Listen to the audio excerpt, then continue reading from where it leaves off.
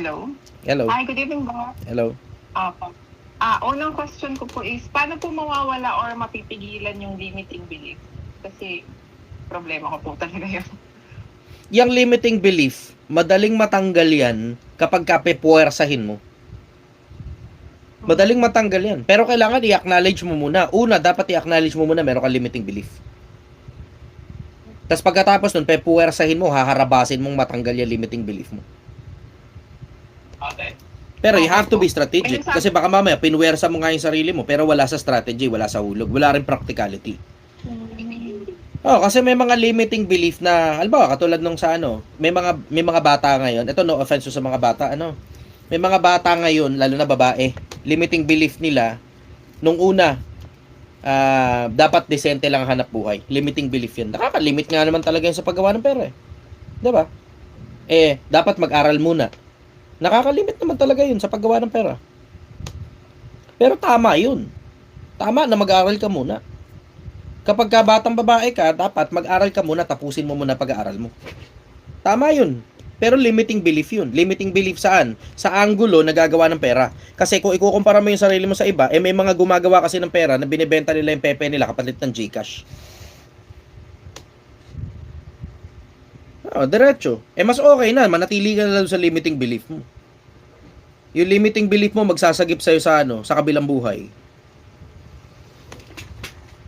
Diretso. Kung gusto mo matanggal yung limiting belief mo, kailangan mo munang i-acknowledge na meron kang limiting belief. Tapos tignan mo muna, practical bang tanggalin ko tong limiting belief na to o hindi? Kasi minsan yung limiting belief mo, yan nga ang sasagip sa'yo eh. Mananatili kang tao dahil sa limiting belief mo. Pero may mga tao, tanga, akala nila lahat ng limiting belief kailangan tanggalin. Kaya nga minsan may mga mapapansin mo to, may mga influencer, diretso, may mga influencer, ang mga tao, pinapag-take nila ng risk. Mag-take ka ng risk. Ako question mark sa ulo ko yun eh. Bakit mo pinapag-take ng risk? Samantalang minsan, may mga panahon, yung mga hindi pag-take ng risk, yun na nagsasagip sa buhay nila. Yun na rin nagsasagip sa finances nila. Mag-business ka, mag-take ka ng risk. Putang ina naman, mag-take ng risk, hindi mag-ipon ka, hindi marunong yung tao. Pinapag-take mo ng risk sa pag-business, alam mong hindi gagana yan. Kasi, paano gagana na magbi-business itong tao na to nang hindi nga marunong mag-ipon ng pera? Di kung saan niya dinadala yung pera niya na pinaganap buhayan niya, na net profit niya na. Net profit na dahil kumita siya ng pera galing sa pagiging empleyado niya. Kasi in case hindi nyo alam, net profit nyo na yun. Yung sinweldo mo, labas na dyan na SSS, ang PhilHealth, ang Pag-ibig. Labas na dyan. So ano ibig sabihin? Diretsong tubo na yan. Kung doon sa diretsong tubo, galing sa pag-iempleyado mo, ni hindi ka man lang makaipon, alam mo na pag nag-business ka, kung saan mo dinadala yung pera mo, na malinis na pera, net profit mo na, dun mo rin dadalhin yung gross profit mo kapag nag-business ka.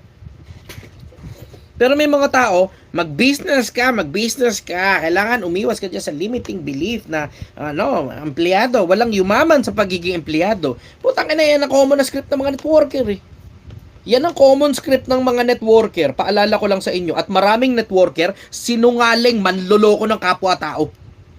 Maraming networker ang manloloko ng kapwa-tao. Kaya nila pinapag-take ng risk para mag-pay-in ka, amin na pera mo, bahala ka na sa buhay mo pagkatapos.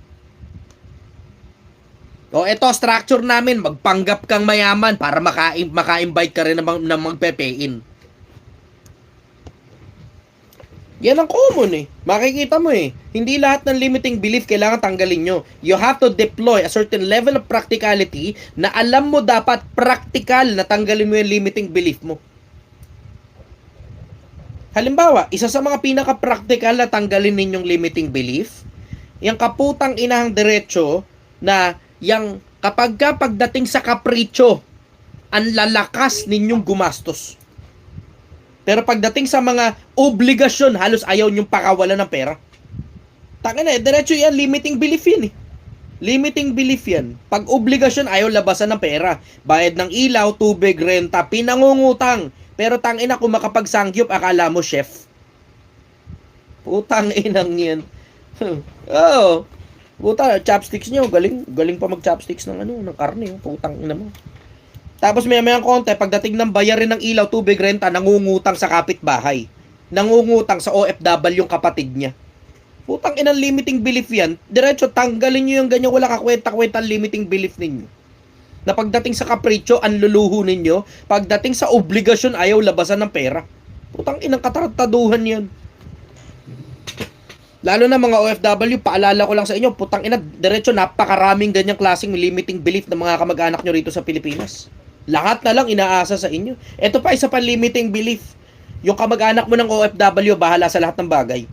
Yung kamag-anak mo na breadwinner, ang bahala sa lahat ng bagay.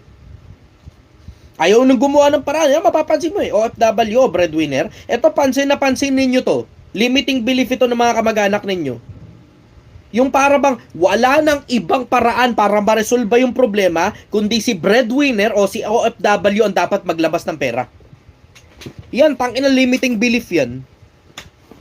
Limiting belief yan. Ayaw gumawa ng paraan. Tangina mo, ayaw gumawa ng paraan.